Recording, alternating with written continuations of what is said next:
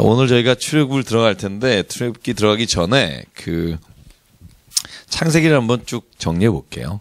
저희가 오늘 한 2년 시간 걸리겠지만 이 성경을 쭉 한번 읽어보는 이유는요. 성경을 읽을 때 혹은 말씀을 우리가 들을 때 혹은 설교 말씀이나 아니면 큐티할 때 그 말씀이 어떤 말씀인지 또 연관해서 이렇게 생각이 날 수 있으면 얼마나 좋을까. 여러분 왜 하나님 뜻을 알지 못해서 굉장히 답답할 때 있으시잖아요. 그때 내가 성경을 쭉 알고 있으면 성경이 마치 실타래처럼 이렇게 떠오를 수 있는 은혜. 그래서 말씀이 기억나는 은혜. 저는 그게 가장 큰 은혜인 것 같아요. 그래서 여러분 그냥 제가 웬만하면 계속 들으면서 그냥 성경을 좀 이해할 수 있게끔 제가 노력을 하고 있는데 모르겠습니다. 어떤지 잘 모르겠고요. 제가 창세기 1장부터 50장까지 한번 쭉 같이 가볼게요. 한번 그냥 여러분 연상작용을 하시면서 오늘 한번 15분 정도는 거기에 할애를 하고 8시부터 시작하면 어떨까 하는 생각을 갖고 있고요. 제가 창세기를 1장부터 50장까지 말씀드릴 때 일단 둘만 딱 기억하라 그러셨죠. 말씀을 드렸죠. 1장부터 몇 장까지? 11장. 그죠? 네.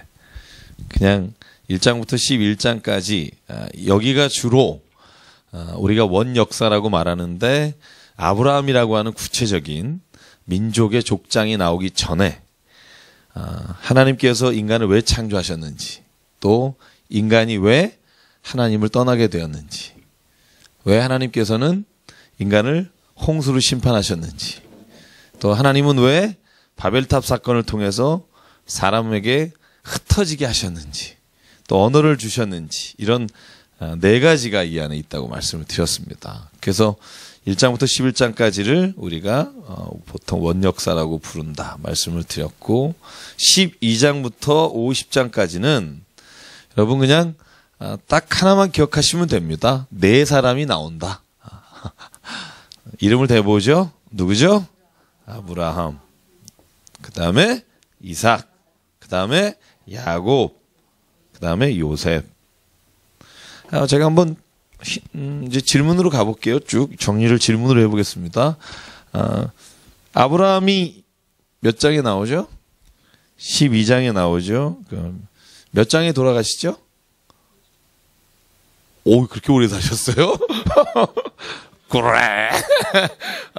12장에서 몇 장에 돌아가시죠? 아브라함이 죽는 게 25장일 겁니다. 네, 25장. 25장 하면 기억나는 거 없으세요? 아브라함이 죽는 장면 있고요. 또 뭐가 있죠? 왜 뒤져보시죠? 사라는 몇 장에 죽죠? 23장에서 죽습니다. 그때 막벨라 굴을 사죠.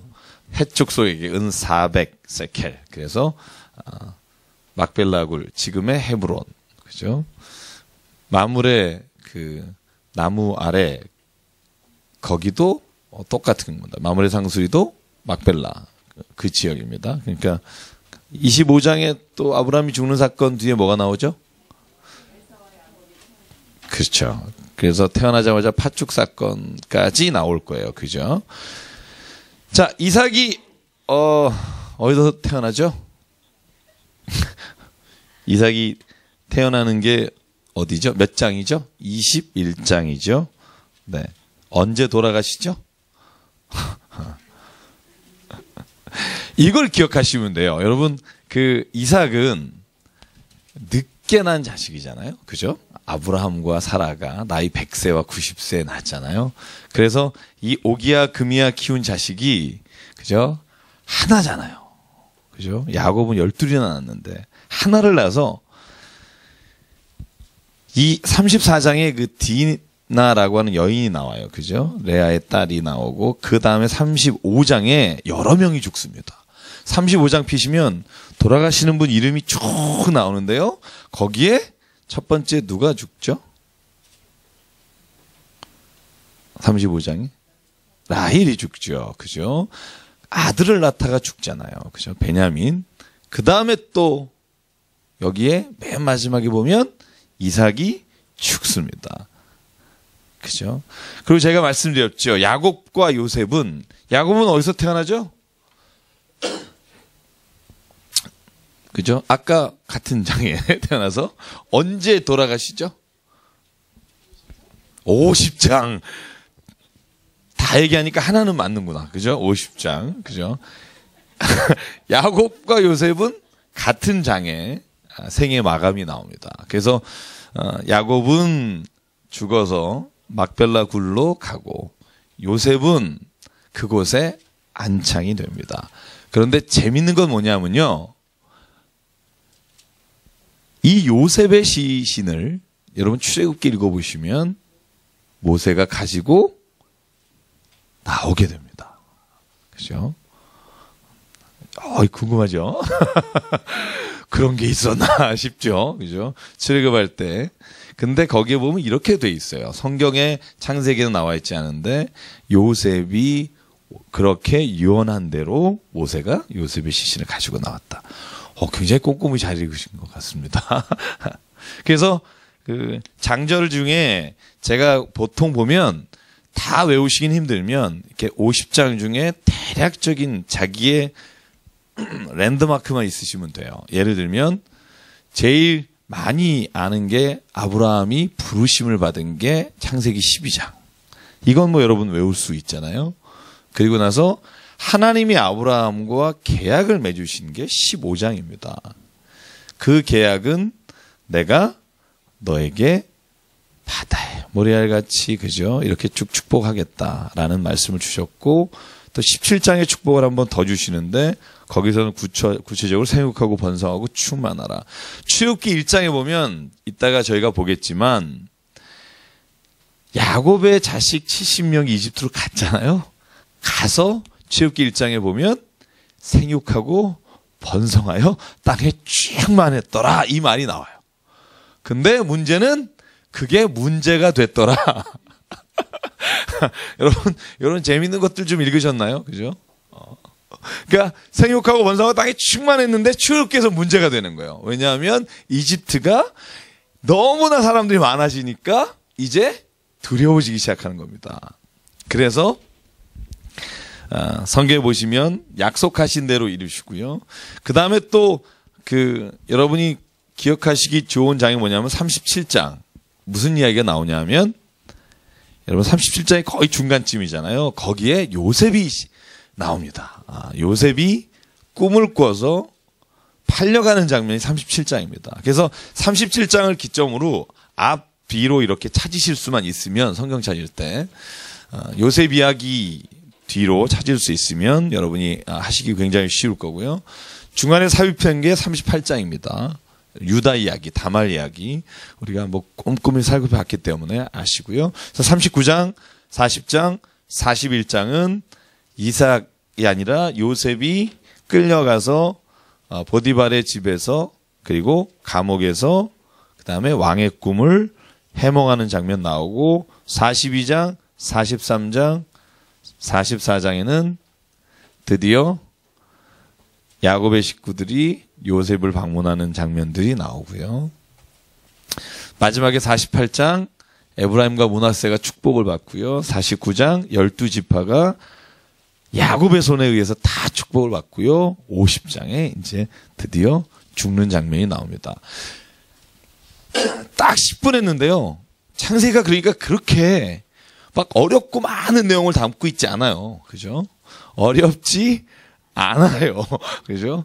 창세기가 그냥 우리가 그냥 한 번만 쭉 그려볼 수 있으면 그래서 저는 늘 이렇게 숲을 보고 나무를 보고 이걸 계속 왔다 갔다 연습을 해보시면 창세기를 한마디로 뭔가 그리고 거기에 둘로 쪼개면 뭔가 6개로 나눌 수 있겠구나. 그리고 장마다 무슨 이야기가 있구나. 이거 장마다는 좀 여러분 어렵겠고요. 대략적인 이런 윤곽을 잡으면 성경 읽으실 때 찾는데 굉장히 도움이 되고요. 그리고 만약에 무슨 말씀이 딱 떠올랐을 때 성경을 못 찾아서 요즘 인터넷 검색하잖아요. 그것도 좋지만 성경을 찾는 데 도움이 되실 것 같아요. 그래서 혹시 마지막으로 창세기 질문 있으시면 오늘 질문하고 그 다음에 출애굽기로 넘어가겠습니다. 오늘 출애굽기에 갈 길도 좀 멀기 때문에 혹시 질문 있으세요? 창세기 읽다가 야, 이게 잘 이해가 안 갔다. 아, 이건 좀 알고 싶다. 그죠? 둘 중에 하나죠. 완전히 이해했거나 아니면 도대체 무슨 말인지 모르겠거나, 그죠? 뭐 저는 그냥 전자라고 생각하겠습니다. 전자라고 생각하고. 자, 이제 그러면 드디어 대망의 출애굽기를 시작합니다. 근데 이 출애굽기는요, 여러분 나눠드린 한번 교재 보실래요? 제가 여러분 나눠 출애굽기 서론이라고 한 거 제가 나름대로 정리를 한 건데요. 출애굽기는 이제 야곱의 7 식구들이 이집트로 건너가면서 시작됩니다. 한번 재밌는 게 있습니다. 뭐냐면 창세기부터 출애굽기 사이에 400년 정도의 공간이 있습니다. 근데 성경은 2군데가 빈 공간이 있는데 또 하나가 있죠. 말라기부터 마태복음도 400년 정도의 공백이 있습니다. 그래서 성경은요, 쭉 이어가다가 요 출애굽기 전에, 그러니까 요셉이라고 불리우는 그 이집트의 총리 대신이 된 이후에 400년 동안은 침묵기예요. 거기에 관한 기록이 없어요. 그리고 나서 갑자기 모세가 나와서 출애굽을 하는 이 400년의 침묵기가 있고, 말라기도 BC 400년경에 쓰였고요. 마지막 그 예언서라고 하는데 그 이후에 예수님 오실 때까지 400년이 침묵기입니다. 근데 이 침묵기에 관한 기록은 어디에 있느냐? 말라기부터 마태복음 사이의 기록은 여러분 천주교에 가면 천주교의 성경에 마카비아 상하서라는 게 있습니다. 그 마카비아 상하서라는 게 BC 167년경에 유대 땅에 있었던 어떻게 말하면 로마의 항구에서 일어났던 그 일들을 기록한 게 마카비아 상하서입니다. 그래서 유대 땅에 예루살렘 성이 무너진 이후에 유일하게 그래서 출애굽기가요, 이 공백 기간을 어떻게 우리가 알 수 있을까요? 궁금하잖아요. 왜냐하면 이 400년이라는 기간이 이집트의 역사에 나오느냐, 이집트 역사 안에 추측할 수 있을 만한 정도의 자료들은 남아 있는데, 그런데 완벽하게 이해할 수 있는 자료들이 이집트 역사에는 없고요. 제가 지난주에 혹시 여러분 말씀드린 거 기억하는지 모르겠습니다만, 왜 요셉이라고 하는 인물이 이집트에서 총리 대신의 자리에 올라갈 수 있었을까 하는 겁니다. 제가 지난주에 말씀을 드렸죠. 그 힉소스 왕족 혹은 힉소스족이라고 하는 이 족속이 이집트를 점령했던 시기가 있는데 1650년 BC입니다.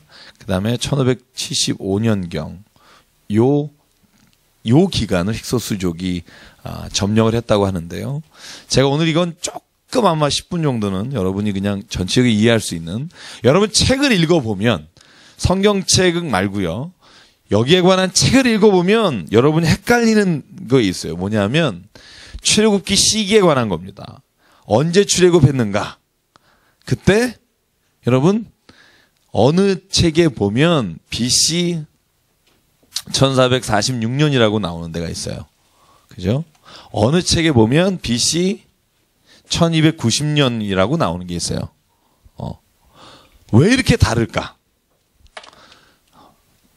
대부분 성경의 근거에서 연수를 계산하면 BC 1446년이 나오고요.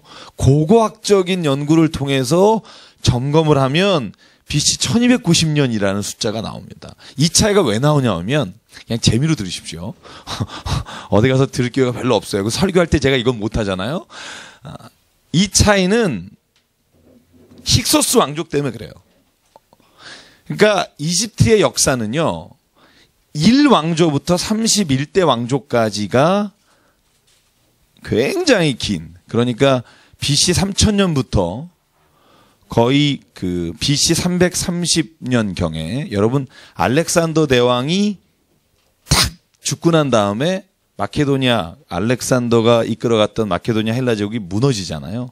그러면서 여러분 네 왕조로 나눠지는데요. 그중에 이 프톨레마이오스라고 하는 왕조가 있습니다. 그 왕조가 다스린 지역이 어디냐면 이집트 지역, 아프리카 지역이에요.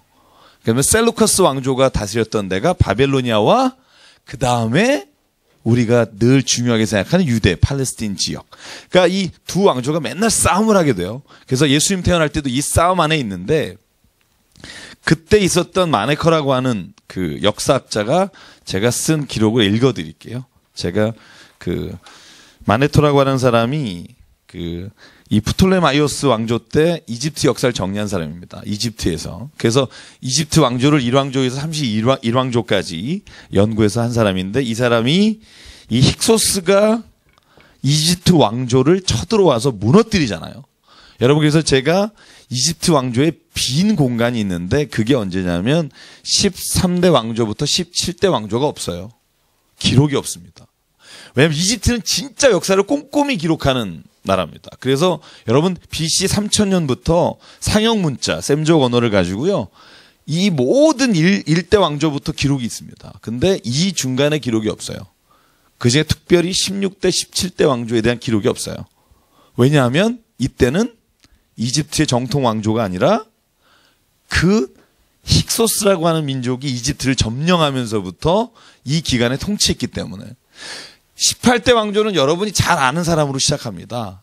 아흐모세라고도 부르고 그냥 우리가 쉽게 아모스라고도 성경에 나온 아모스가 아니고요. 이집트의 왕조가 18대 왕조가 아모세라고 하는 왕조로 시작돼요. 여기 여러분 잘 아는 18대 왕조에 누가 있는 줄 아세요? 투트모세라고 하는 투트모세. 예. 투트모세 1세, 2세, 3세. 그게 18대 왕조예요. 그럼 여러분 19대 왕조. 여러분도 그러니까 18대 왕조 때 출애굽했다. 이게 1446년설이고요. 만약에 19대 왕조 때 출애굽을 했다. 이때 우리가 잘 아는 우리가 이집트 하면 떠오르는 남자. 람세스 1세, 2세가 19대 왕조예요. 여러분 만화 영화 있죠? 이집트의 왕자. 그죠? 그 이집트 왕자 보신 분? 안 보셨어요? 이집트 왕자 보신 분? 이집트 왕자 거기에 나오는 이집트의 왕 이름이 뭐예요? 람세스예요. 그러니까 이걸 알 수 있어요. 이집트의 왕자 만화는 람세스 때 출애굽을 했다고 그 설에 근거해서 만든 영화입니다. 이건 아직도 우리가 해결을 못한 상태예요. 그죠? 어렵습니다. 왜냐하면 고고학적으로 힉소스 왕족을 제외하고 요셉이 총리가 되긴 좀 어렵다. 근데 힉소스가 어떤 민족이냐? 이집트가 기록한 역사책이 이렇게 되어 있습니다. 제가 읽어드릴게요. 트투모세 왕의 치세 중에 일어난 일이다. 신이 우리에게 왜 화가 났는지 모르겠다. 난데없이 동방으로부터 근본도 모르는 종족이 들이닥쳤다. 승리를 자신하고 있던 그들은 힘으로 물어붙이면서 이렇다 할 전투 한번 치르지 못하고 우리 땅을 차지했다. 그들은 무력으로 우리 지도자를 압도했으며 무자비하게 도시를 불태우고 우리들의 신전을 유린했다. 국민들은 잔혹하게 사형에 달했고 부녀자와 어린아이들은 노예로 끌려갔다. 중간 생략하고요. 그는 전략적 요충지 한 곳을 선택하여 그곳에 새로 성곽을 두르고 24만 명이라는 병력을 배치하여 지키도록 했다. 한편으로는 자신의 군대를 조련하여 외국인들에게 공포심을 조성했다. 이게 힉소스 왕조에 대한 이집트의 기록입니다. 그래서 그 기간의 기록은 이집트에 없습니다. 그러다 보니까 연대 측정하기가 좀 어려운 부분이 있고요. 또 BC의 연대 측정 방법은 우리의 지금 1년, 2년, 3년, 4년과는 다르기 때문에 우리가 다른 것들을 추정해서 연대를 측정해야 되기 때문에 참 어려움이 많습니다. 그래서 저는 지금 고고학적인 발견이 너무너무 많이 돼 있기 때문에 이 BC 1290년 제가 BC 1446년을 근거로 한 창세기 43장부터 쭉 여러분 자료에 써드렸어요. 보시면 이러이런 근거에서 그죠? 특히 솔로몬이 성전을 건축한 이야기 그 전에 430년 치세 4년에 성전을 건축하더라. 이 기간을 가지고 1446년이다. 1290년이다. 그러면은 동일하게 또 뭐가 달라질까요? 야곱이 이집트로 내려간 시기가 달라집니다. 여기는 BC 1870년인가 그렇고요. 제가 교재는 안 썼지만 1270년. 그죠?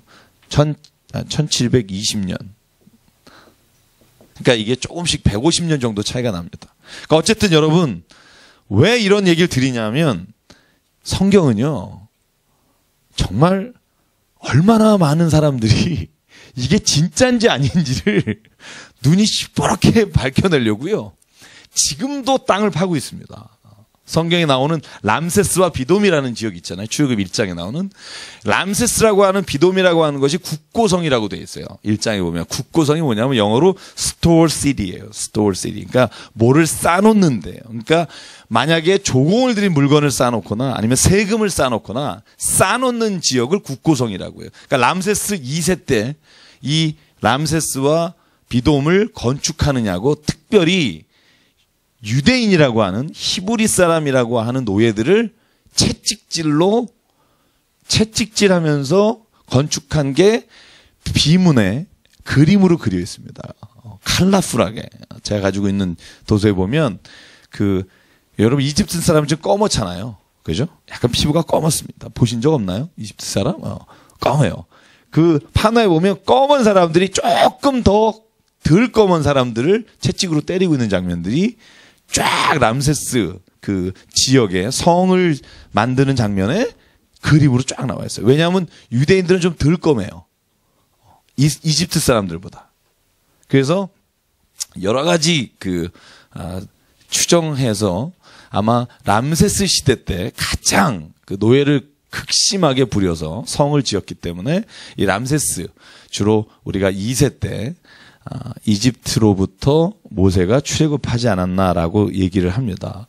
그래서 여러분 이 배경들을 좀 이해하시면 이 성경을 이해하시거나 책을 읽으실 때 연도를 보시면서 좀 오해가 없으리라고 생각하고요. 재밌는 게 많습니다만 뭐 제가 일단 좀 시간을 위해서 넘어갈게요. 시간을 위해서 넘어가고 이제 출애굽기로 들어가겠습니다. 이제 배경 설명 좀 했고요. 오늘 갈 길이 좀 있기 때문에 여러분 출애굽기라는 말이 이 히브리 성경에는 제목이 뭐라고 돼 있다고 제가 썼죠. 거기에 보면 뭔못의 이름은 이렇다. 이게 출애굽기 이름입니다. 여러분 히브리 성경은요, 그러니까 우리가 흔히 말하는 히브리어로 된 성경은 제목이 첫 단어예요. 그래서 여러분 창세기 그러면 엔 아르케 그렇게 돼 있어요. 태초에 in the beginning 이거죠. 그런데 이 히브리 성경을 헬라어로 번역한 70인형이라고 하는 70인역에 보면 다 전체를 읽어보고 제목을 정했어요. 그게 우리가 지금 따르고 있는 성경 제목입니다. 그래서 히브리 성경은요, 그냥 첫 단어예요. 여기 제가 써드렸지만 브엘레 셔못, 이게 뭐냐면 먼못의 이름들이다, 이런 거고요. 그런데 헬라 성경에는 뭐라고 써 있냐면 이 엑소더스라는 말이 써 있습니다. 탈출이란 말입니다. 그죠? 그래서 창세기는 제네시스라고 붙인 것도 헬라 성경입니다. 그죠?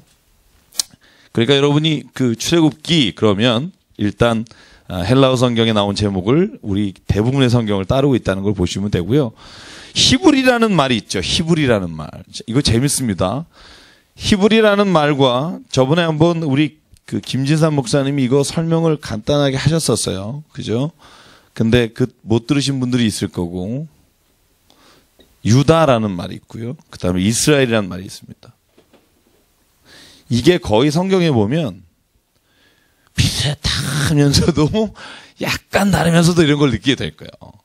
출애굽기에는 이 히브리 사람이란 말, 창세기 14장 13절부터 나와요. 제가 여기 썼지만 이 아브람을 가르쳐서, 아브라함 이름이 바뀐 게 17장이잖아요. 14장에 아브람을 가르쳐서 롯이 잡혀갔을 때 어떤 전령이 찾아와서 아브람에게 당신 조카가 잡혀갔습니다라고 알려줄 때 히브리 사람 아브람에게라고 돼 있어요. 히브리 사람 아브람에게. 그래서 이 히브리 사람이란 말은요, 민족의 이름이 아닙니다. 민족의 이름이 아닙니다. 히브리라는 말은요, 하브루, 합비루 뭐 이런 말로 번역이 되는데 원래 의미는 뭐냐 하면 그냥 쉽게 떨거지들 이런 말입니다. 떨거지들. 그러니까 왜 그런 말이 붙냐 하면 히브리라는 말은요, 특정한 어느 민족을 지칭하는 말이 아니라 고난당하는 사람, 그리고 힘이 없는 사람들을 일컫는 말입니다. 그래서 히브리라는 말은요, 재밌습니다. 다윗 이후에는 성경에 나오지 않습니다. 히브리 족속, 히브리 사람이란 말은 성전 건축하며 이스라엘 민족이 완전히 정립된 다음에는 유다라는 말이 나옵니다. 유다. 여러분, 유다는 잘 알겠지만 야곱의 네 번째 아들입니다. 그리고 이스라엘 전체를 지칭하는 민족의 이름이 됐습니다. 이스라엘은 역시 야곱의 말입니다. 그 아버지 야곱의 이름입니다. 그래서 이 나중에 우리가 그 사사기 이후에 이스라엘의 역사를 쭉 공부하면 나오지만 유다라는 이름을 성경에서 쓰기보다는 이스라엘이라는 이름을 쓰기보다는 유다라는 이름을 많이 씁니다. 왜 그러냐면 남북이 갈라졌을 때 북쪽의 나라 이름이 이스라엘이었고 남쪽이 유다였기 때문에 유다라는 이름을 잘 많이 씁니다. 그래서 유대민족이란 말을 굉장히 많이 쓰고요. 그래서 성경에 보면 이 히브리라는 말에 대해서 여러분이 잘 좀 이해하시면 읽으시면서 도움이 되리라고 생각하고요. 마지막으로 내용 요약을 좀 해보겠습니다. 출애굽기는 1장부터 40장까지입니다. 이제 여기 보십시오. 뭐 책 봐도 안 나오고요. 자, 이제 출애굽기가 1장부터 40장이다. 이것도 쉽습니다. 나중에 우리가 나무는 보겠지만 숲을 먼저 보면 이렇습니다. 그 출애굽기 1장부터 40장까지는 여러분 그냥 딱 한 가지만 기억하십시오. 모세가 이스라엘 백성을 이끌고 나가서 시내산에 도착할 때까지 거기에서 하나님께서 율법과 성막에 대한 이야기를 주시는 것까지가 출애굽기에 나오는 내용의 전부입니다. 얼마나 쉬워요. 출애굽해서 시내산에 가서 돌판 받는 얘기입니다. 그죠? 그 얘기가 출애굽기입니다. 여러분 또 헷갈리는 거 있어요. 비슷비슷하면서 막 굉장히 헷갈리는 거. 출애굽기하고 레위기하고 민수기하고 신명기. 어느 분이 그래요. 이 네 개가 같은 책 아니냐. 같은 책을 이렇게 나눠 놓은 거 아니냐. 그죠? 아닙니다.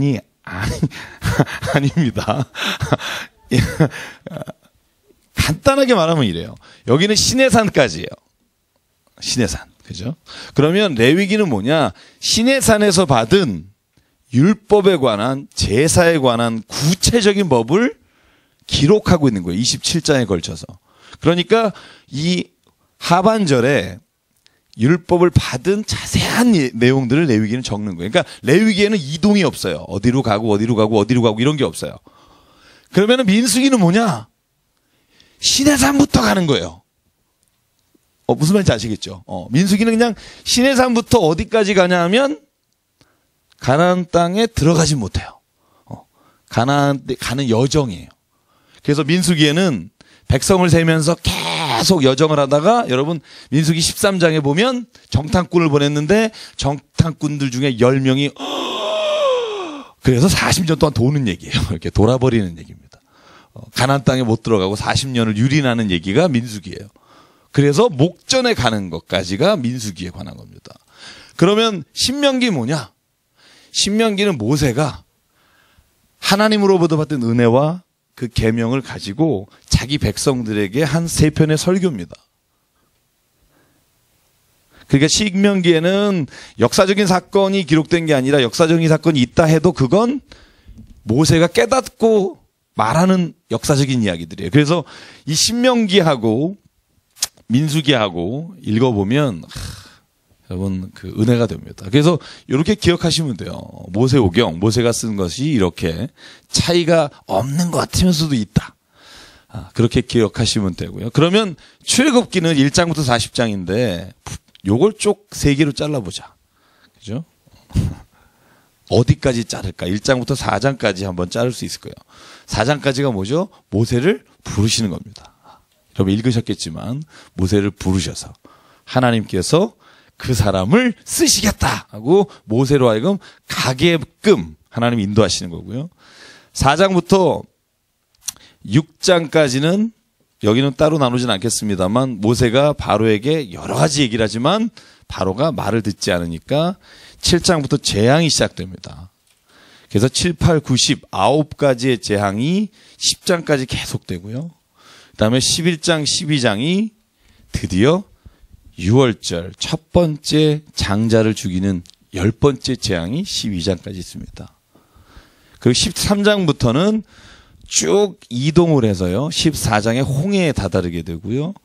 홍해를 지나게 되면서 모세 찬가와 미리암 찬가가 나오고요.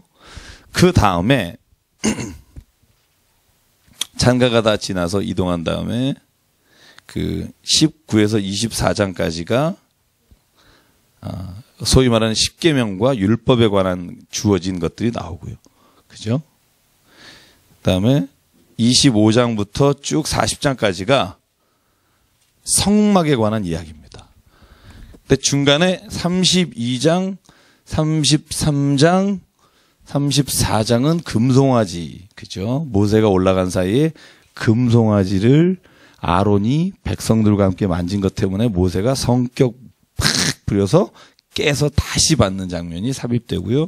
35장부터 40장까지가 그래서 32장에서 34장을 앞뒤로 해서 25장부터 32장까지는요. 하나님이 성막을 이렇게 절하 하시는 말씀이고 35장부터 40장까지는 그 말씀을 듣고 부살렐과 누구죠? 부살렐과 누구죠? 한번 보실래요? 35장에 나옵니다. 이름. 그죠? 오홀리압이죠? 그죠? 오홀리압. 이 두 사람이요. 굉장한 기능인이에요. 그래서 모든 성막을 다 만드는 게 부살렐과 오홀리압. 예. 네? 오홀리압. 오홀리압. 예. 아마 그 부살렐이 유다 지파 사람이고요. 그죠? 오홀리압은 어느 지파 사람이죠? 단 지파 사람입니다. 이 두 사람이 하나님의 계명에 따라서 성막을 짓고 그리고 휘장을 짓고 그죠? 물두멍과 번제단과 이런 걸 짓는 장면이에요. 그래서 똑같은 얘기가 두 번 나옵니다. 읽다가 짜증내지 마시고요. 그런 의미에서 두 번 나온다. 이렇게 생각하시면 됩니다. 하나님이 가르쳐주고 가르쳐준 대로 만들고. 그래서 어렵지 않아요. 출애굽기도 일단 그렇게 시작합니다. 자, 이제 들어가 볼까요? 들어가 보겠습니다. 출애굽기에 대해서. 참 이렇게 꼬셔가면서 성경을 읽어야 되니까 참 그죠? 네, 1장 네, 읽겠습니다. 1장부터 시작을 해볼게요.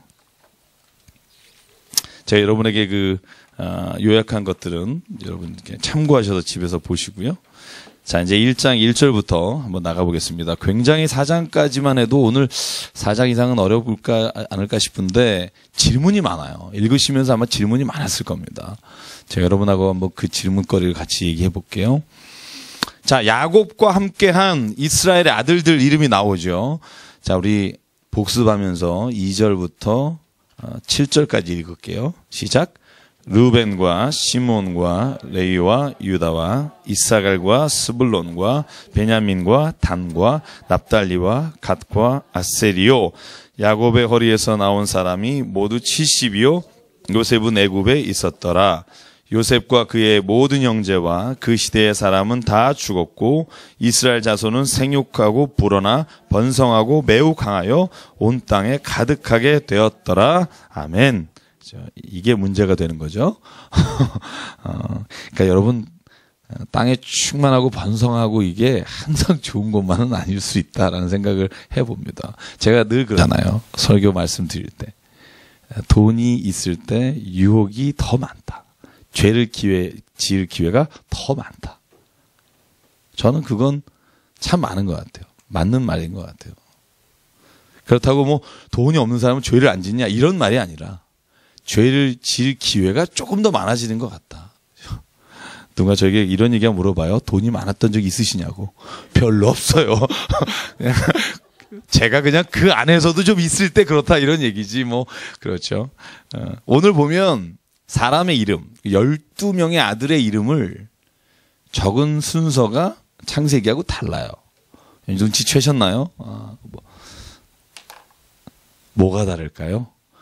원래 순서는 어떻게 돼 있죠? 여러분 한번 복습 삼아 나가 보면 맨 처음에 아들은 르우벤이고요. 그 다음에 시몬과 레위고 그 다음에 유다입니다. 그 다음에 원래 누굴까요?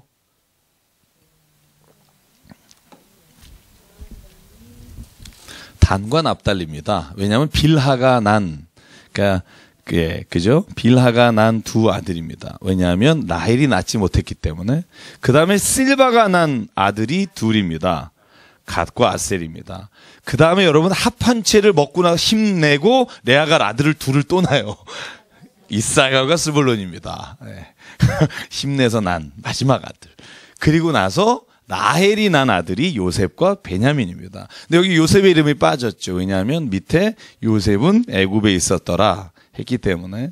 그래서 이 순서는 뭐냐 하면 레아가 난 아들 이름 쭉, 그죠? 그 다음에 라헬이 난 아들 베냐민, 그 다음에 빌하와 실바가 난 아들, 이렇게 정리가 된 겁니다. 그래서 이건 12명의 아들의 순서가 아니라 어머니의 이름을 따라 정리한 겁니다. 그래서 우리가 만약에 이걸 알면 읽으면서 마음대로 좀 볼 수 있겠죠. 뭐 그것까지 바라는 건 아닙니다만 그냥 혹시라도 그렇게 될 수 있으면 좋겠다 이런 생각을 하고요. 그 다음에 11장 8절에 보면 요셉을 알지 못하는 새 왕이 일어났다 이 말이 나와요. 이 말이 뭐냐 하면 아까 제가 말씀드린 투투스 3세나 람세스 2세. 근데 저는 람세스 2세 쪽으로 가겠습니다.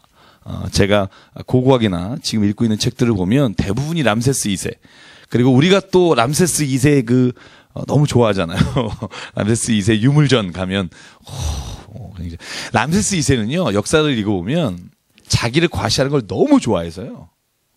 자기의 그 뭐라 그러죠? 도장 비슷한 거 있죠. 그걸 모든 건물마다 찍었어요. 근데 심지어 자기가 안 세운 것도. 역사에 그렇게 나와 있어요. 자기가 안 세운 것도 자기가 했다고 이렇게 찍어놓은 그 정도로 자기를 과시하기를 좋아하기 때문에. 그래서 오히려 그 밑에 있는 이방 민족이었던 유대인들은 노역에 시달리고 죽을 만큼 힘든 거죠. 여러분 그렇잖아요. 로마에 있는 아테네 극장 이런 거 멋있지만 거기에서 수고하신 분들은 다 그 나라 백성들이 아니라 노예들이잖아요. 그죠? 그러니까 큰 건물을 보면서 여러분 혹시 그 책 읽으셨는지 모르겠는데 이영복 씨가 쓴 맞죠? 그 책에 보면 그 콜로세움 앞에서 쓴 시가 있어요. 신영복이죠. 맞아요. 그분의 쓴 책에 보면 이런 말이 있어요. 콜로세움 앞에 섰다. 이 콜로세움의 웅장함과 아름다움 이것을 누구에게 비할 거냐마는 나는 왠지 여기를 짓다 죽어간 10만 명의 노동자의 소리가 귀에 들린다. 뭐 이런 얘기가 있어요. 근데 그렇게 살면 또 너무 피곤해요. 그렇게 살면 우리가 모든 건물을 보면서 그죠? 그런데 알아야 될 필요는 있다. 그죠? 저는 이렇게 생각해요. 우리가 거기에 동의하냐 안 하냐보다 그럼에도 불구하고 진실은 알아야 될 필요가 있다. 왜냐하면 진실을 알고 있으면서 내가 그 진실에 동의하느냐 동의하지 않느냐의 문제는 각자의 선택이지만 진실을 가리는 건 사람으로 하여금 왜곡된 길을 갈 수밖에 없다. 그래서 성경은요 그런 의미에서 저는 솔직하다고 봐요. 성경은요 진짜 내가 해석하기 너무 어려운 얘기도 그냥 넣어놨어. 만약에 제가 성경의 편집자라면 뺄 것 같아요. 이따가 4장에 나오는 거 그죠? 모세가 하나님 부르심 받고 막 나가는데 하나님이 와서 죽이려고 하더라. 난 이게 왜 여기 들어갔는지 막 정말 수많은 책을 찾아보면서 이걸 어떻게 해석해야 되는지 왜 넣어놨을까? 성경은요 있는 그대로를 넣어놨다고 저는 봐요. 그래서 성경 읽다 보면 제가 아주 만족한 거, 성경의 어떤 인물도 실수가 있는 그대로 써놓은 거. 그래서 저는요 성경에 나오는 모든 사람들을 우리가 하나님의 믿음의 선조로 믿고 살지만 여러분 그들이 한 실수가 그대로 나와 있기 때문에 그 어떤 사람도 우리 인생에 있어서 그대로 따라가야 될 사람은 없어요. 오직 예수님밖에 없다. 저는 거기에 감사합니다. 그죠? 그래서 오늘 성경은요 저는 그래요. 있는 그대로를 뒀지만 읽는 사람들이 그것을 잘 이해할 수 있도록 돕는 사람이 필요하다는 생각을 꼭 합니다. 그래서 혼자 읽으면서 마음대로 하시면 시험 들 때가 있습니다. 같이 읽으시면 좋겠다는 생각하고요. 그래서 왕이 일어났습니다. 일어나서 백성에게 말합니다. 이 백성 이스라엘 자손이 우리보다 망하고 강하다. 그렇죠? 생육하고 번성했으니까. 그러니까 이 왕이 지혜를 냅니다. 어떤 지혜를 내냐 하면 더 무거운 노역을 시켜라. 힘든 노역을 시켜라. 찍소리 못하게. 그죠? 그래서 10절에 보면 전쟁이 일어나면 그 히브리 사람들이 우리의 적들과 합하여 싸움할지 모르니까 이 사람들을 계속 빽빽이 돌려라 이겁니다. 군대에서 여러분 정말 고맙잖아요. 이제 심심하려고 그러면 또 일 주고 막 이러니까 제가 여러분 혹시 얘기했는지 모르겠습니다만 제 군대에서 제일 황당했던 게 들어가자마자 연병장에 모였는데요. 연병장에서 삽을 주면서 연병장 전체에 있는 자갈을 모으래요. 한쪽에. 그래서 자갈을 막 모으니까 이 반나절이 지나가더라고요. 그래서 밥 먹고 다시 나왔더니 자 이제는 자갈을 다시 깔으라는 거예요. 저녁에 물어봤어요. 밥 먹으면서. 아니 왜 이걸 시켰냐 그러니까 너네들 심심할까 봐. 얼마나 고마운지. 제가 처음에 들어가서 이 의정부의 삼공육 보충대에서 한 일이 그겁니다. 그러면서 이제 깨달았죠. 아, 이게 내가 3년 동안 버텨야 될 곳이다. 그런 느낌을 받았는데, 여러분, 이 람세스와 비돔을 비롯한 이 고센 지역입니다. 제가 말씀드렸지만, 이집트는요, 제가 조금 더 위로 그려야겠다. 실제로, 이집트가 이 나일강이 이렇게 흐르잖아요. 그죠? 근데 나일강 이쪽, 나일강에서 빠져나가는 이 1000km가 비옥한 지대입니다. 가장 비옥한 지역입니다. 여기서 농사를 짓고요. 근데 고센 땅이라고 하면 여기가 유대잖아요. 그죠? 갈릴리 여기 있고 여기가 이제 사막이잖아요. 신광야, 바람광야를 지나서 가면 고센은 여기예요. 목초지. 그래서 가축을 키우는 곳이잖아요. 가축을 키우는 데는 나일강 막 이런 물 뭐 이런 것보다는 목초가 중요하잖아요. 그래서 원래 이집트의 원류들은 여기 있었고요. 람셋과 비돔은 이쪽 고센 땅에 있는 겁니다. 그러니까 어떻게 보면 여기에서 나오는 조공들과 세금들을 모아놓는 국고성을 만들어 놓고 노역을 시키면서 어떻게 보면 성경에 있는 그대로 우리가 따르면 정말 피비린내 나는 모든 노역을 한 겁니다. 거의 60만의 남자들이.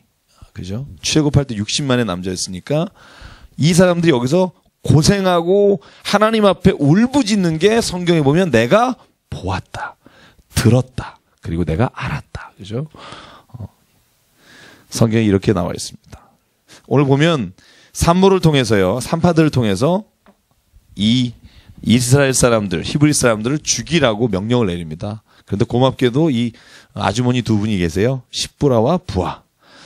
이 아줌마 두 분이 히브리 사람들을 살려주십니다. 살려주시고 건져내 주시고 그래서 생명을 건질 수 있었는데요.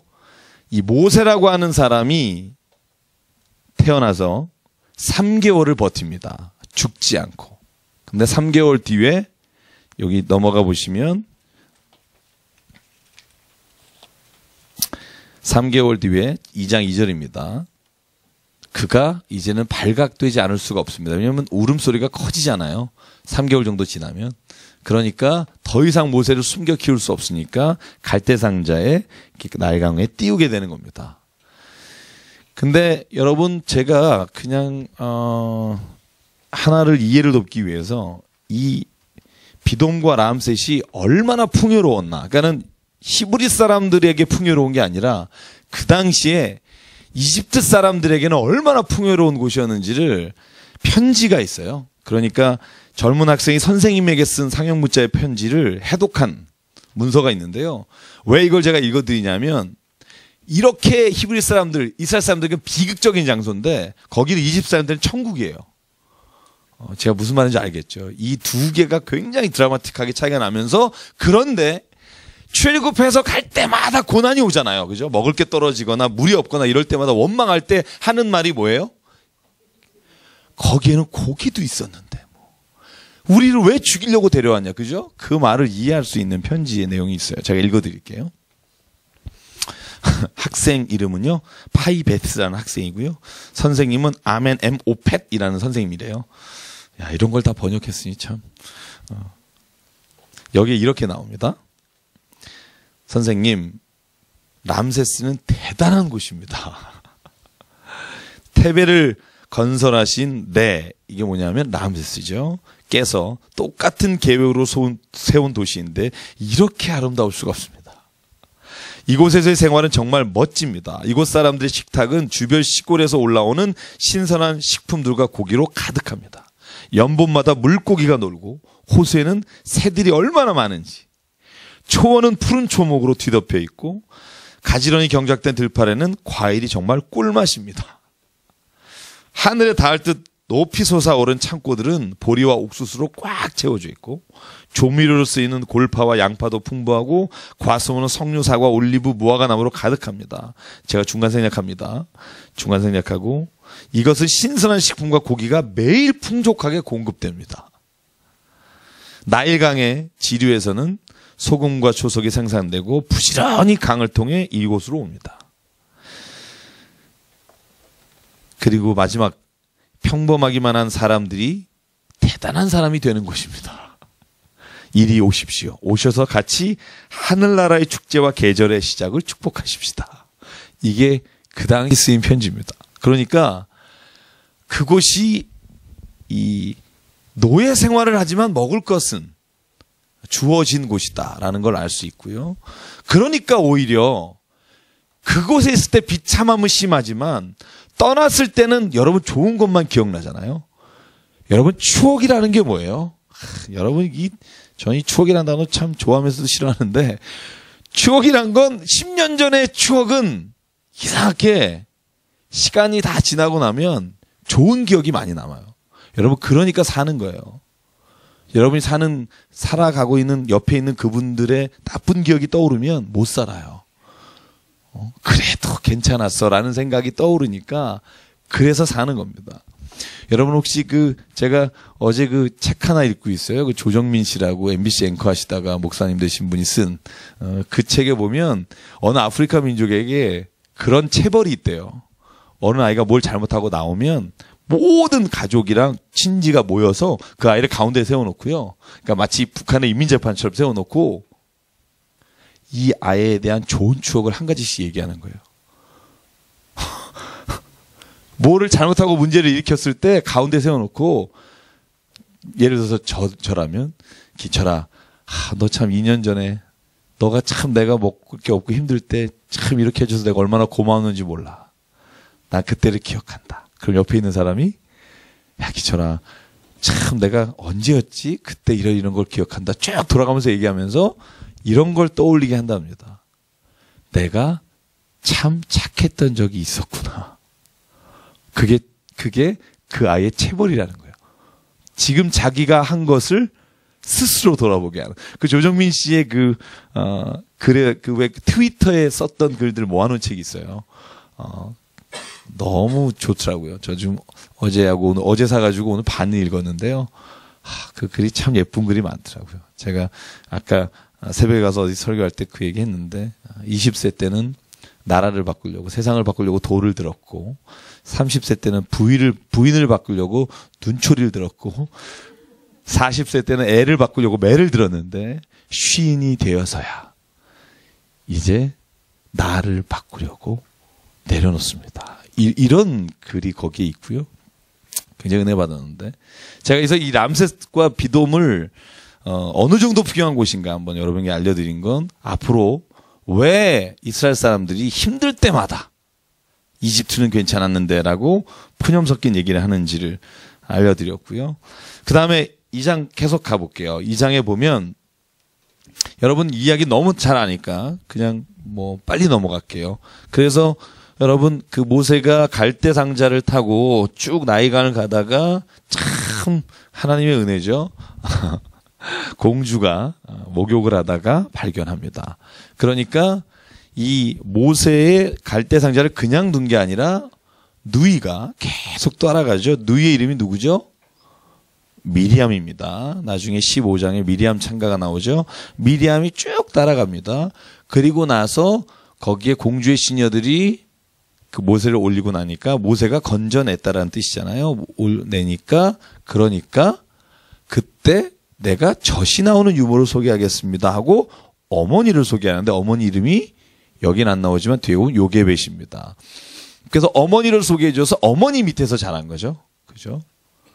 40년을 그렇게 자랐다라는 게 오늘 짧은 시간에 나오고요. 그때 모세가 자기가 분명히 애굽 사람이 아니라 이스라엘 사람이라는 걸 들었겠죠. 엄마의 젖을 먹고 곁에서 자라면서 너는 이스라엘 사람이다. 히브리 사람이다. 그러니까 모세가 히브리 사람이 노역을 하고 있는데 애굽 사람이 괴롭히는 걸 보고 돌을 들어서 쳐 죽이잖아요. 그런데 그 다음날 가보니까 모든 이스라엘 사람에게 소문이 나서 두 사람이 싸움을 하고 있을 때 싸움을 말렸더니 네가 왜 우리의 재판관 노릇을 하냐? 너가 어제 애굽 사람 죽였듯이 우리도 죽이려고 하냐? 이 말에 벌커덕 겁이 나서 광야로 도망가고 그걸 바로가 듣고 오늘 성경에 뭐라고 나와요? 바로가 그를 죽이려고 합니다. 이게 아까 말한 이 두 가지 중에 투트모세 3세에 관한 이야기가 여러분이 역사를 읽어보면 이집트 역사에서 투트모스 3세는 원래 투트모스 2세가 자식이 없어요. 그래서 첩의 자식입니다. 그래서 원래 엄마, 그죠? 원래 엄마, 이제 자기 진짜 엄마는 아니고 원래 부인이 아이가 없는데 혹자는 이 모세를 건져내서 이 투트모스 3세가 모세를 죽이려고 했을 것이다. 왜냐하면 왕권에 있어서 밀리기 때문에 라는 추측을 한 글이 책이 있습니다. 그런데 굉장히 설득력은 있어요. 근데 이 1446년설에 근거하면 그렇고요. 그러다 보니까 이 바로가 왜 이렇게 죽이려고 했는지는 모르겠지만 왜냐하면 왕자가 사람 죽이는 거가 그렇게 막 바로가 죽일 일이 아니거든요. 쫓아다니면서.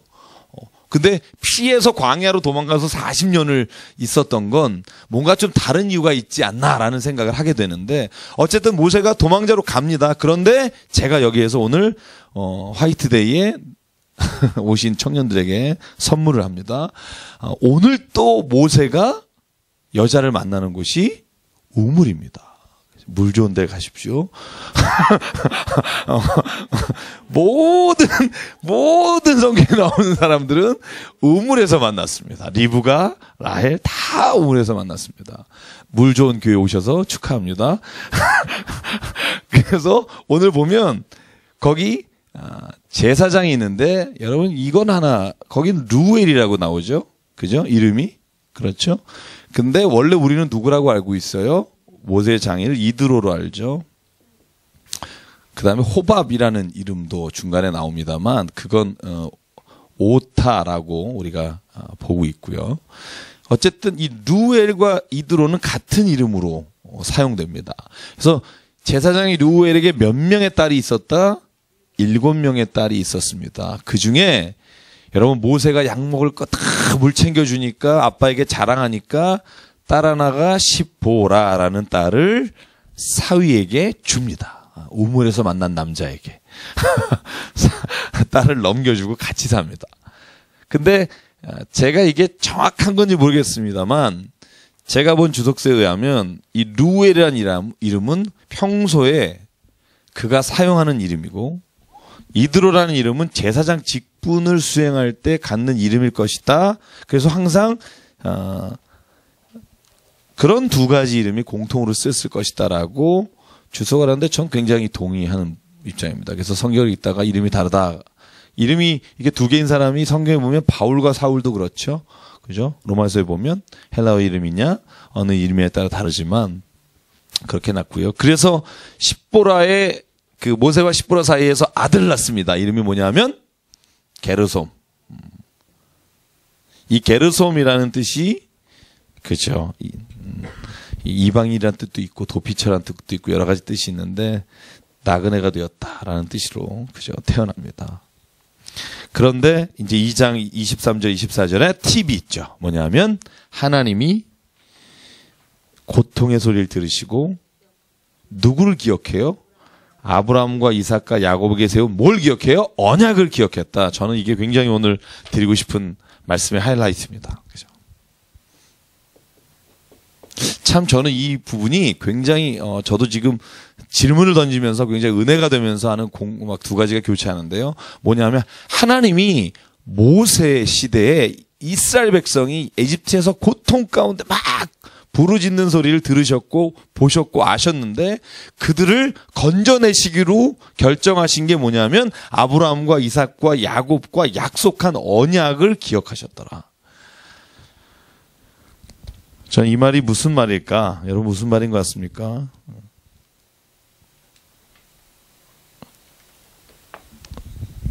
저는 하나님은 약속을 지키는 하나님이다 이런 생각하시면 합니다. 그래서 신실하신 하나님, 그죠?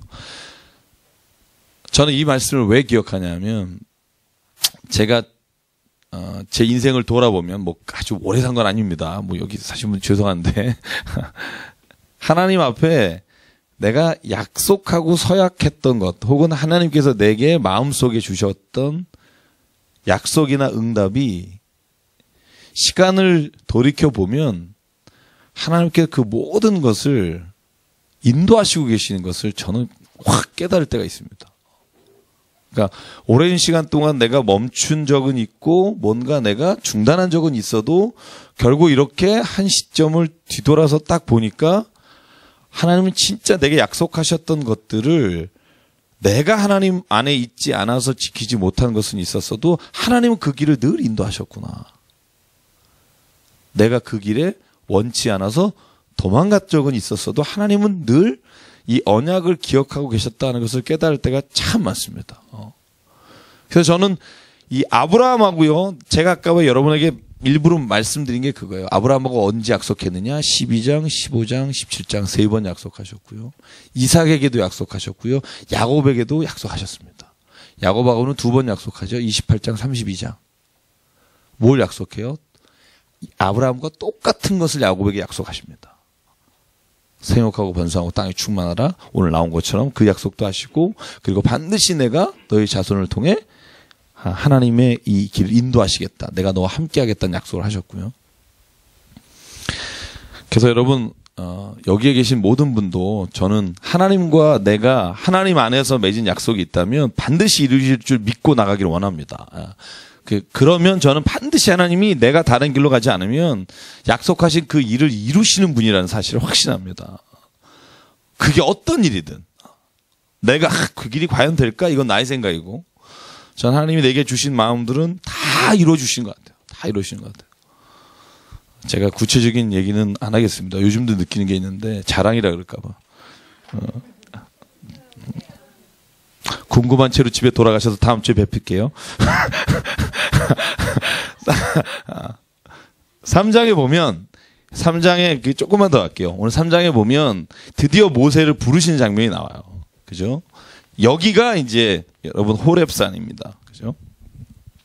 호렙산에 이르렀을 때 하나님 떨기나무가 불에 타는데 떨기나무는 전혀 타지 않고 불길은 올라오는데 하나님께서 이렇게 말합니다. 4절 모세야 모세야 뭐라고 말하죠? 내가 여기 있나이다. 많이 봤죠? 어디에 나오죠? 이사야 6장 8절.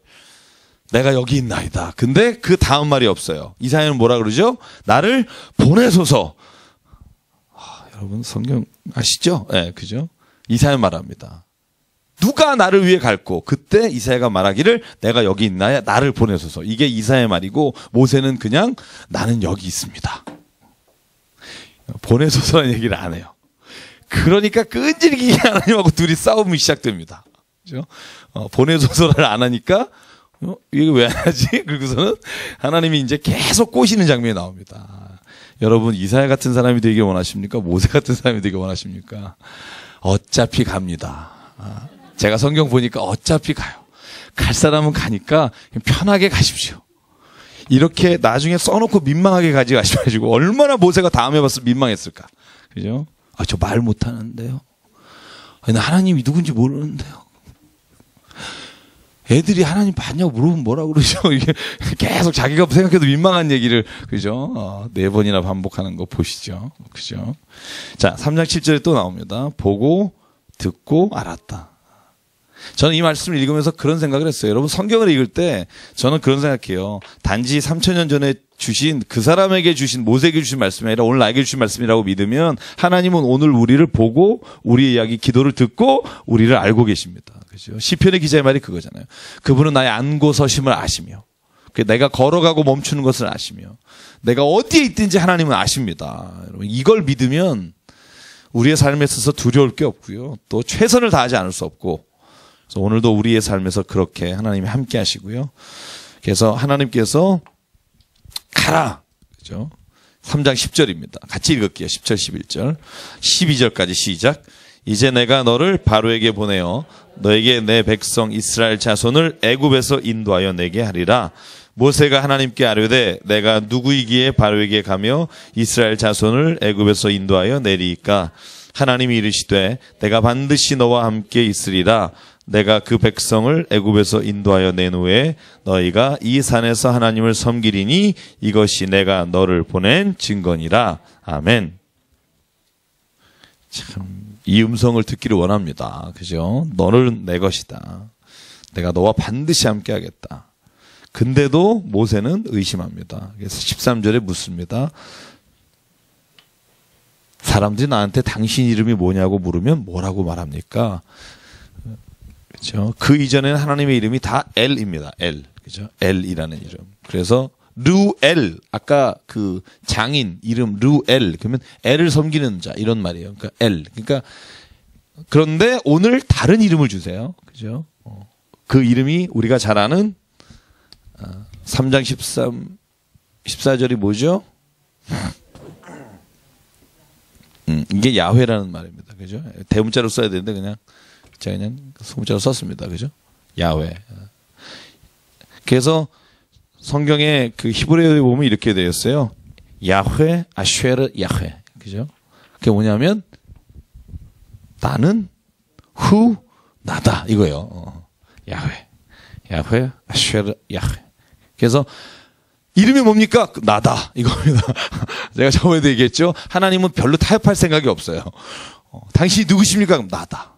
네가 오든지 안 오든지. 솔직히 하나님 정도 되면 그 정도 해도 되잖아요. 그죠? 저도 우리 애한테 그러는데 뭐 싫으면 나가. 죄송합니다. 그죠? 하나님 정도 되면 이름이 어떻게 되세요? 나다. 제가 세교선행 공부할 때 제가 쓰는 요법이 충격요법입니다. 충격요법. 제가 좋아하는 소크라테스의 그 요법을 씁니다. 네가 무식하다는 걸 인정하게 만듭니다. 창조론과 진화론 중에 뭐가 믿을 만하지? 진화론이요. 진화론 좀 설명해 볼래? 못하는 사람이 90%예요. 못하는 사람이 90%입니다. 여러분 대학을 다니고 졸업해도요. 그냥 대략적으로 압니다. 그러니까 무기질에서 유기질. 그래서 눈치를 봅니다. 네. 당신도 속고 있을 수 있다. 그걸 의심하기 시작하면 성경에 하나님에게 마음을 열게 되더라고요. 제가 그걸 요즘 이렇게 보면서 아하, 자기가 믿고 있다고 확신하고 있다는 건 역시 자기가 근거 있는 게 아니고 그냥 들은 것 혹은 자기가 습관적으로 한 것에 의해서 얽매여 가고 있는 사람이 너무나 많다는 걸 깨닫습니다. 특히 젊은 사람도 그렇고 나이 드신 분도 그렇고. 그래서 저는 신앙은 뭐냐? 신앙은 새로운 세상에 눈을 뜨는 거다. 그죠? 그래서 제가 이런 표현을 써요. The other side를 보는 겁니다. 지금까지 보던 거에 다른 면을 보는 게 믿음입니다. 지금까지는 눈에 보이는 것, 내가 이성적으로 판단하는 것, 내가 감정이 내게 요구하는 것을 따라 살았지만 내가 하나님을 알고 나서 영적인 것을 내가 믿고 난 다음엔 내가 사람의 다른 면을 보고요. 세상의 다른 면을 보게 될 때 그때 내 안에 정말로 세상에서 지금까지 내가 가지지 못했던 새로운 욕구가 생기고 새로운 믿음이 생기고 새로운 시작점이 생긴다는 거예요. 그게 믿음입니다. 다른 걸 보는 겁니다. 세상을 같이 바라보고 있지만 다른 걸 보는 겁니다. 저는 여러분 안에서 하나님의 살아계심을 봅니다. 아멘입니까? 제가 지난번에도 말씀드렸지만 당신의 자녀 얼굴에서 하나님을 봐야 되고요. 여러분의 교회 얼굴에서 하나님을 봐야 합니다. 비록 힘들어도, 비록 아닌 것 같다는 생각이 가끔 들어도, 그럼에도 불구하고 저는 성경에 그 말씀이 있잖아요. 형제가 동거하며 어찌 그리 아름다운지요. 그죠? 그 안에 눈물도 있고 아픔도 있고 힘든 게 있지만 그런데 가만히 보면 그 모든 것들이 다 하나님의 은혜로 올 때가 있습니다.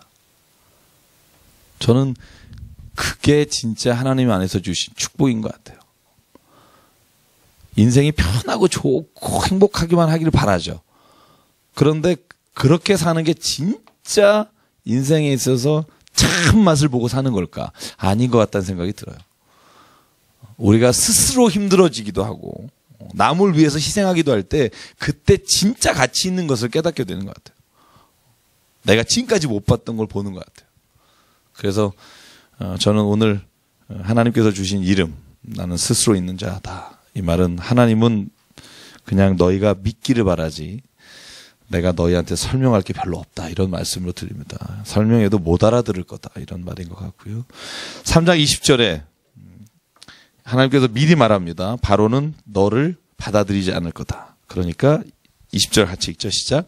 내가 내 손을 들어 애굽 중에 여러 가지 이적으로 그 나라를 친 후에야 그가 너희를 보내리라. 그래서 10가지 재앙에 대한 얘기가 여기 예시적으로 나옵니다.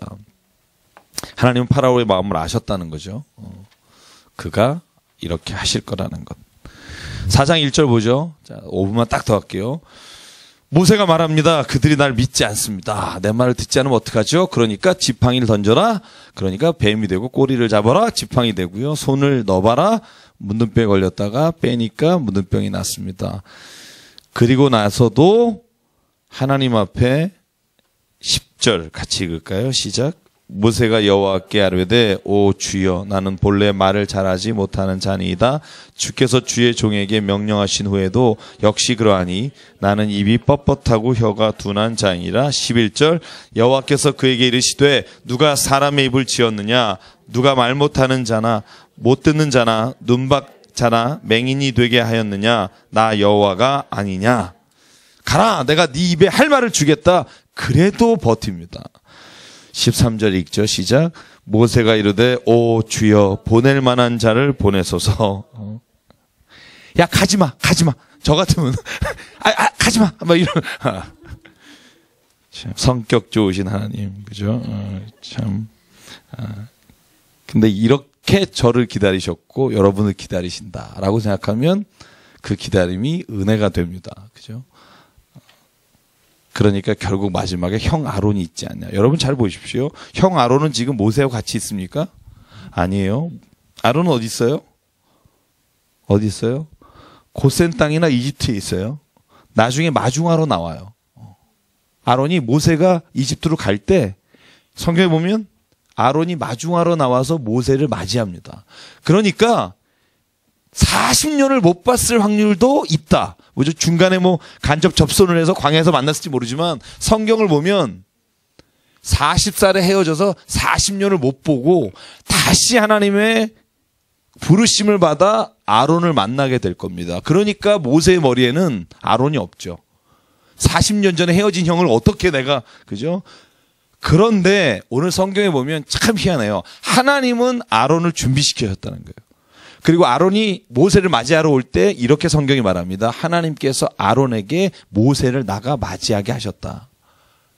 마치 생각나는 게 없어요. 사도행전 10장에 보면 고넬료가 세례를 받고 싶잖아요. 근데 세례 줄 사람이 없잖아요. 그때 하나님께 기도하잖아요.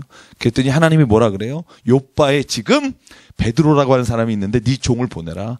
그가 너를 세례 주러 올 거다. 그때 똑같은 시간에 베드로에게 요빠에서 하나님이 나타나시잖아요. 그리고 이렇게 말하죠. 너에게 종 둘이 올 것이다. 그를 따라가 예수님의 이름으로 세례를 줘라. 저는 이 장면을 보면서요, 그걸 깨닫게 돼요. 하나님의 역사하심은, 그리고 하나님이 누구에게 말씀하실 때는요, 반드시 하나님은 예비하시고 인도하시는 사람들을 준비하신다는 겁니다. 아론을 준비하셨다. 저는 이 말에 이미 모세는요, 이 다음에는 잔말이 없어요, 별로. 40년 전에 헤어진 아론이 말을 정말 잘하지 않냐. 내가 아론을 너에게 붙여줄게. 그 다음에는요, 모세가 자기가 하나님께 대적하던 걸 멈춥니다. 그죠? 그래서 사람이 중요하다는 겁니다. 여러분, 우리가 혼자 믿음 생활 잘할 것 같지만, 근데 실제로요, 사람이 주변에 믿음으로 동역할 사람이 있어야 되고요. 동역할 사람이 있을 때는 힘이 납니다. 혼자 있을 때는 너무 힘들지만, 그래서 잠언인가에 나오잖아요. 한 줄은 끊어지기 쉬우나, 삼겹줄은, 그래서 제가 삼겹살을 좋아하잖아요. 삼겹줄은 끊어지지 않는다. 그게 뭐냐면, 혼자 신앙생활을 하는 건 힘들지만 함께 동거할 때 신앙은 능력으로 나타날 때가 너무나 많다는 거예요. 찌질해 보이지만 동역할 수 있는 사람이 있으면 거기엔 역사가 나타난다는 겁니다. 잠깐 기도할게요. 잠깐 기도하겠습니다.